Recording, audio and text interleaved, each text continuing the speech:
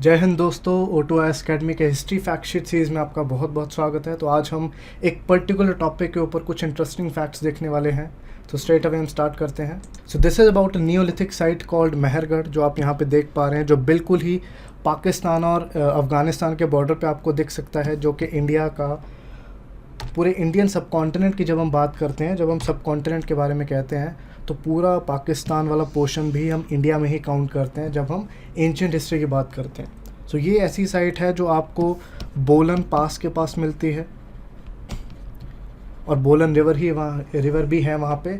तो ये साइट जो है वो इंडियन सब कॉन्टिनेंट का फर्स्ट विलेज मानी जाती है और 7000 BC के आसपास इसका बसेरा शुरू हुआ था। और ऐसा भी माना जाता है कि फ़र्स्ट विलेज जब ये बना था तो इन्होंने फ़र्स्ट फार्मिंग और इवन डोमेस्टिकेशन भी यहाँ पे स्टार्ट किया।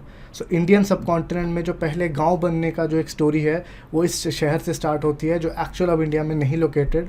तो इसकी अगर हम बात करें, इसको फ्रेंच आर्कियोलॉजिस्ट जो कि जैरेज कपल था, पति पत्नी दंपति थे, उन्होंने इसको डिस्कवर किया। और यहाँ से काफ़ी चीज़ें हमें सामने आती है जब भी हम इनको स्टडी करते हैं। यहाँ पे मिक्स फार्मिंग फॉलो की जाती थी क्योंकि न्यूलिथिक एज में फार्मिंग जो है वो आ चुकी थी। फार्मिंग के साथ डोमेस्टिकेशन भी इस साइट पे होने लगा था, जो कि प्रॉपर एक विलेज सोसाइटी में हमें देखने को मिलता है। और अगर हम सबूत की बात करें कि यहाँ पे वीट या किसी चीज़ के ग्रेन्स के कुछ भी रिमेन्स अवेलेबल थे, तो वो भी एकदम यहाँ पे मिलता है, क्योंकि यहाँ पे 4 रिमेन्स, डैट मीन्स बिल्कुल गले हुए या फिर जले हुए जो बीज हैं यहाँ पे, उनका इम्प्रेशन या फिर वो चीज़ें हमें यहाँ से मिलती हैं। और कुछ वीट या फिर बार्ली की अगर हम बात करें तो उनके जो सीड्स होते हैं उनका इम्प्रेशन भी कई बार मड ब्रिक्स के ऊपर पड़ जाता है। तो उन इम्प्रेशन से भी हम स्टडी कर सकते हैं कि कौन कौन से सीड्स हैं वहाँ पे फूड ग्रेन्स अवेलेबल थे। और यहाँ पे ये भी माना जाता है कि जो वर्ल्ड्स फर्स्ट कॉटन है वो यहाँ पे उगाई जाती है, क्योंकि कॉटन इंडिया का सबसे प्रीमियम एक प्रोडक्ट है। और पूरे इंडिया ने, अगर हम प्री ब्रिटिश हिस्ट्री को पढ़ें, तो हमने फाइनेस्ट कॉटन टेक्सटाइल्स कहीं ना कहीं पूरे वर्ल्ड को एक्सपोर्ट करे हैं। तो कॉटन हमेशा से इंडिया की एक स्ट्रेंथ रहा है, जिसका जो फर्स्ट एविडेंस हमें मेहरगढ़ से मिलता है। और यहाँ पे विलेज सोसाइटी के जो लोग, अगर हम बात करें, तो अपनी ज़रूरतमंद चीज़ों से ऊपर उठ के इवन फ़िलोसॉफिकल चीज़ें भी कहीं ना कहीं सोच रहे थे। क्योंकि यहाँ पे जब हम बरियल्स को स्टडी करते हैं तो यहाँ पे जो भी दफनाए जाते थे तो उनके गलों में पर्सनल ऑर्नामेंट्स भी डाले जाते थे, तो और उनके साथ कुछ ग्रेव गुड्स भी रखे जाते थे। तो डैट मीन्स कि बरियल्स की जब हम बात करें तो एक किसी आफ्टर लाइफ के कॉन्सेप्ट को भी कहीं ना कहीं वो मानने लगे थे।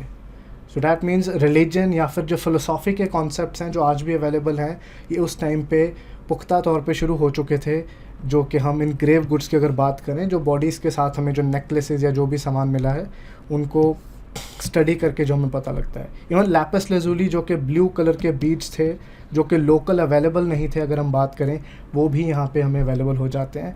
तो डैट मीन्स ये लोग अगर लैपिस बीड्स यूज़ कर रहे हैं जो कि अफ़गानिस्तान से आते थे, तो ट्रेड भी कहीं ना कहीं इनकी सोसाइटी का इम्पॉर्टेंट पार्ट थे। जब हम इनके बरियल्स की बात करते हैं तो सिंपली ये भी नहीं है कि सिर्फ एक ही ग्रेव, यहाँ पे ग्रेव में एक ही एक बॉडी दफनाई होती थी।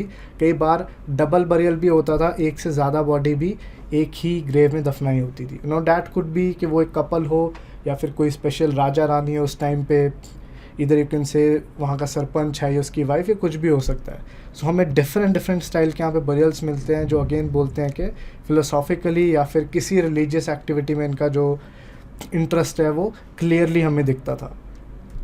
और यहाँ पे इतनी खेत के जो फार्मिंग की उत्पत्ति है या फिर उत्पादन है, इतना तो हो ही गया था कि स्टोरेज जैसी चीज़ें यहाँ पे आनी शुरू हो गई थी। इवन अगर हम बात करें, ग्रेनरीज, गोदाम भी यहाँ पे मिलने शुरू हो गए थे। सो डैट मीन्स कि आज से 9000 साल पहले काफ़ी फार्मिंग के पर्सपेक्टिव से अगर हम देखें तो तरक्की हमें यहाँ पे मिलती है।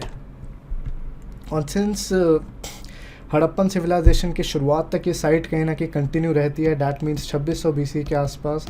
तो यहाँ पे बाद में कॉपर स्मेल्टिंग का काम भी शुरू हुआ। इवन कॉपर के जो मटेरियल्स हैं वो भी यहाँ पे दिखते हैं।